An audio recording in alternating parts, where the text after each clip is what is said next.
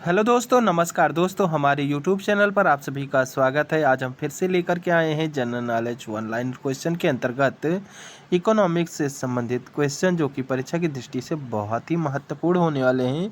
अगर आप किसी भी प्रायोगिक परीक्षा की तैयारी कर रहे हैं तो आप जो है बहुत ही अच्छी जगह पर आए हैं, बहुत ही अच्छे प्लेटफॉर्म पर आए हैं। यहाँ पर आपको सभी विषयों का प्रैक्टिस सेट मिल जाएगा। तो चलिए देर न करते हम क्वेश्चन स्टार्ट करते हैं। भारत में वित्त आयोग के गठन का प्रावधान संविधान के किस अनुच्छेद में है? तो यह जो है संविधान के 280 अनुच्छेद में दिया है। ठीक है। द्वीप विकास प्राधिकरण का अध्यक्ष कौन होता है? तो प्रधानमंत्री होता है। भारत में हरित क्रांति किस मामले में सर्वाधिक सफल रही है? तो गेहूं और चावल के मामले में सर्वाधिक फसल रही है। अवमूल्यन शब्द का अर्थ है? तो अवमूल्यन शब्द का अर्थ अन्य मुद्रा यानी करेंसी की तुलना में स्वदेशी मुद्रा के मूल्य को घटाना है। विश्व के किस देश की सार्वजनिक वितरण प्रणाली सबसे बड़ी है? तो भारत की सार्वजनिक वितरण प्रणाली सबसे बड़ी है। भारत में सर्वाधिक रूढ़ता वाला उद्योग कौन सा है? तो सूती वस्त्र उद्योग है। किस पंचवर्षीय योजना में आत्मनिर्भरता का लक्ष्य रखा गया है? तो चौथी पंचवर्षीय योजना में आत्मनिर्भरता का लक्ष्य रखा गया है। ठीक है। तंबाकू उत्पादन में विश्व का अग्रणी देश है? तो तंबाकू उत्पादन में विश्व का अग्रणी देश चीन है। विजन ऑफ साउंड किस ब्रांड के उत्पादनों की विज्ञापन पंक्ति है? तो केनवुड ब्रांड के उत्पादनों की विज्ञापन पंक्ति है। भारतीय स्टेट बैंक ने किस नाम से विदेशी मुद्रा प्राप्त करने की योजना जारी की है? तो इंडिया मिलेनियम डिपॉजिट योजना के नाम से विदेशी मुद्रा प्राप्त करने की योजना जारी की है। सरकार द्वारा लागू किए जाने वाली नॉन शिपर्स योजना का संबंध है? तो निर्यातित माल से है। भारतीय रिजर्व बैंक का लेखा वर्ष है? तो भारतीय रिजर्व बैंक का लेखा वर्ष जुलाई जून है। भारत का आर्थिक सर्वेक्षण प्रत्येक वर्ष सरकारी तौर पर किसके द्वारा प्रकाशित किया जाता है? तो भारत सरकार के वित्त मंत्रालय द्वारा प्रकाशित किया जाता है। वास्तविक प्रति व्यक्ति आय बराबर होती है? तो वास्तविक राष्ट्रीय आय बटा कुल जनसंख्या के बराबर होती है। ठीक है। वास्तविक प्रति व्यक्ति आय कैसी होती है? वास्तविक राष्ट्रीय आय बटा कुल जनसंख्या के बराबर होती है। ठीक है। फिशर के विनिमय समीकरण का सही रूप है? तो MV = PT है। विश्व आर्थिक फोरम की ग्लोबल कॉम्पिटिटिव रिपोर्ट में किस देश का प्रथम स्थान है? तो संयुक्त राज्य अमेरिका USA का प्रथम स्थान है। भारत में सहकारी बैंकों का गठन कितने स्तरों वाला है? तो भारत में सहकारी बैंकों का गठन 3 स्तरों वाला है। कितने? 3 स्तरों वाला है। बैंकों को अपने रोकड़ शेष तथा कुल परिसंपत्ति के मध्य एक निश्चित अनुपात रखना पड़ता है। इसे कहते हैं, तो इसे संविधिक तरलता अनुपात SLR कहते हैं। भारत में मुद्रास्फीति मापी जाती है? तो भारत में मुद्रास्फीति थोक मूल्य सूचकांक द्वारा मापी जाती है। श्रेष्ठ बाजार का अर्थ है?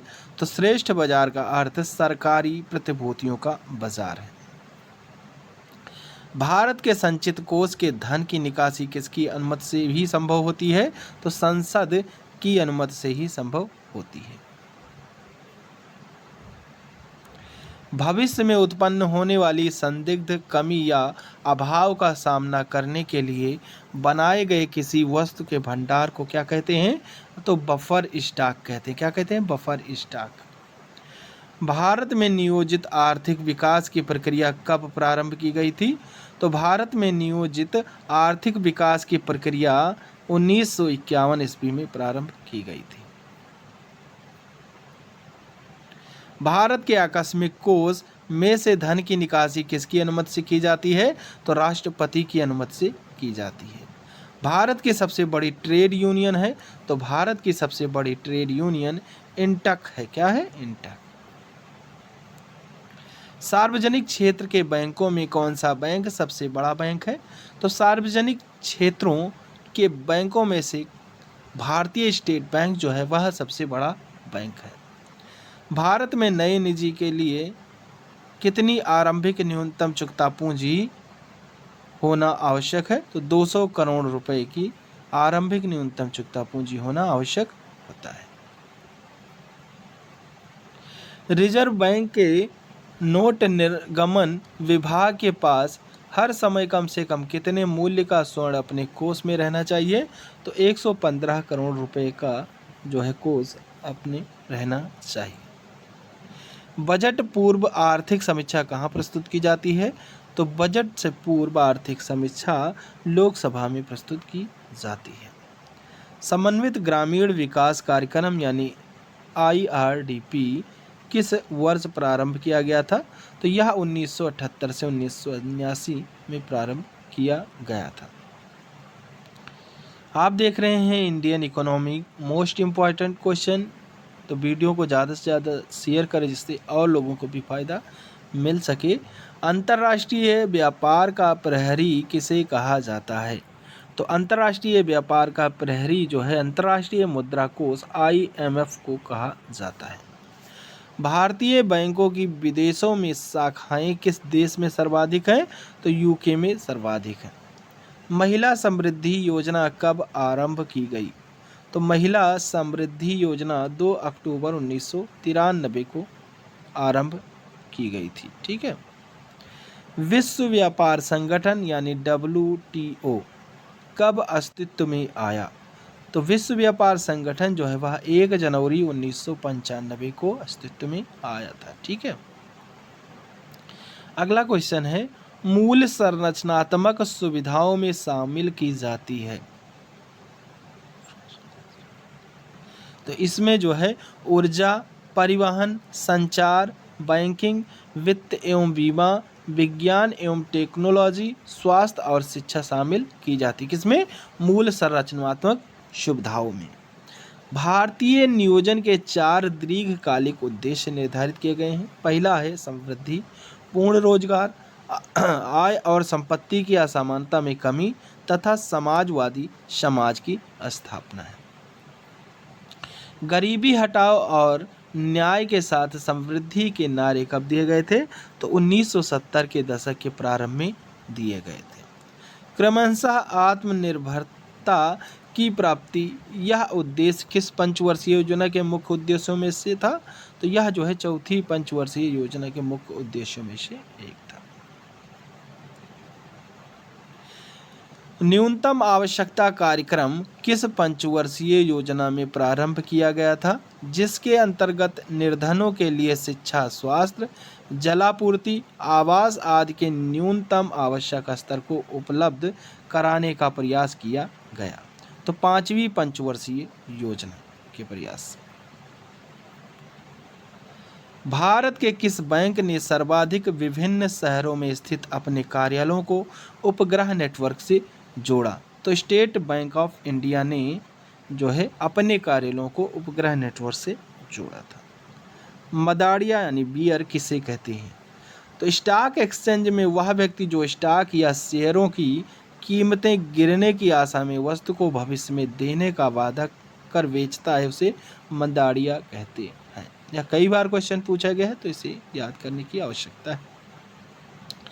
भारत में केंद्रीय बैंक के कार्य किसके द्वारा किए जाते हैं? तो भारतीय रिजर्व बैंक के द्वारा किए जाते हैं। बैंक दर यानी बैंक रेट से क्या अभिप्राय है? तो वह दर जिस पर भारतीय रिजर्व बैंक वाणिज्यिक बैंकों को उधार देता है वह जो है बैंक दर यानी बैंक रेट कहलाता है। ठीक है। संविधान के अंतर्गत सार्वजनिक कोष को उगाहने और व्यय करने का अधिकार किसे है? तो केंद्र और राज्य सरकार को। किसको है? केंद्र और राज्य सरकार को। ठीक। नेक्स्ट क्वेश्चन है, प्रत्यक्ष कर यानी डायरेक्ट टैक्स क्या होता है? तो वह कर जिससे व्यक्ति पर लगाया जाता है वह उसका भुगतान करता है, प्रत्यक्ष कहलाता है।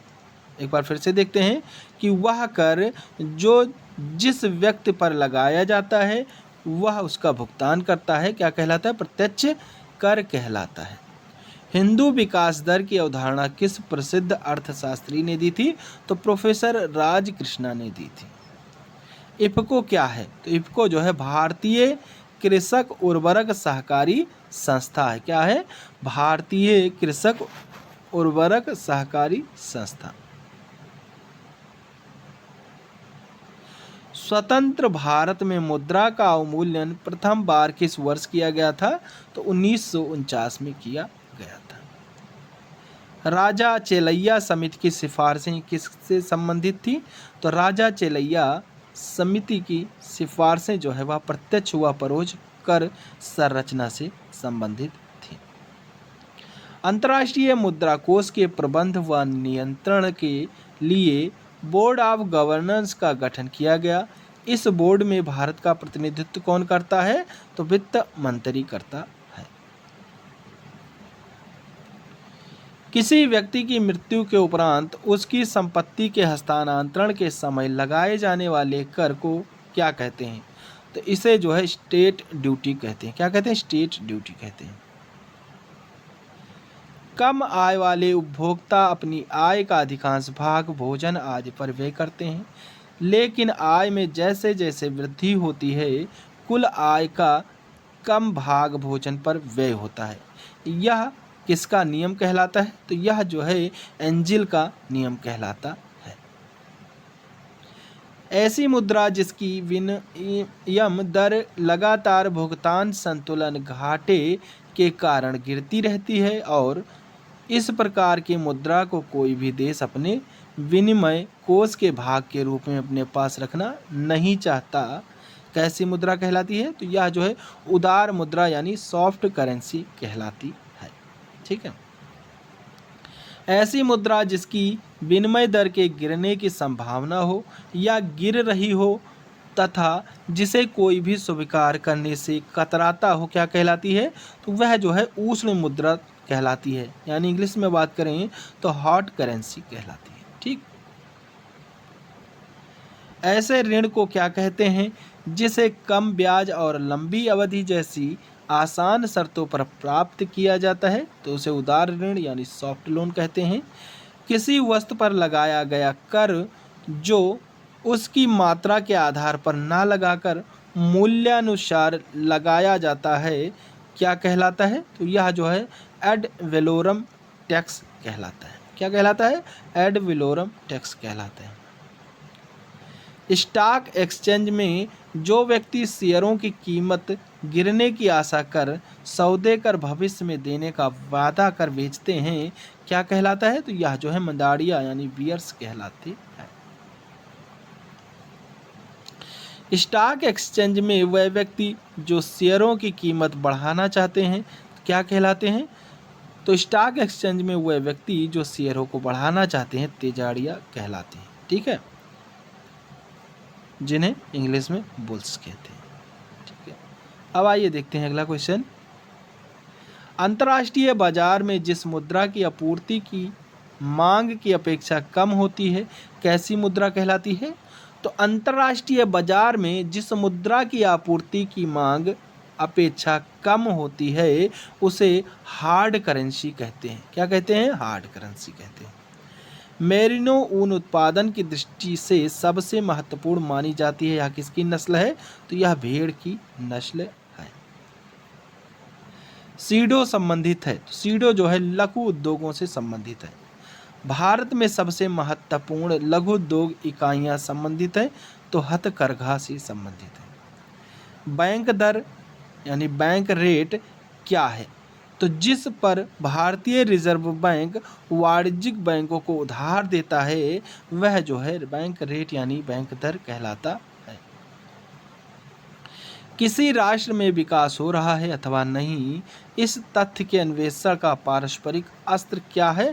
तो यह जो है सकल घरेलू उत्पाद यानी जीडीपी की समवृद्धि दर है। ठीक है, तो आज के लिए बस इतना ही। अगला प्रैक्टिस सेट देखने के लिए आप हमारे चैनल को सब्सक्राइब कर बेल आइकन प्रेस कर दें, जिससे कि हमारे वीडियो डालते ही आपको नोटिफिकेशन मिल सके। तो चलिए, थैंक यू। जय हिंद, जय भारत।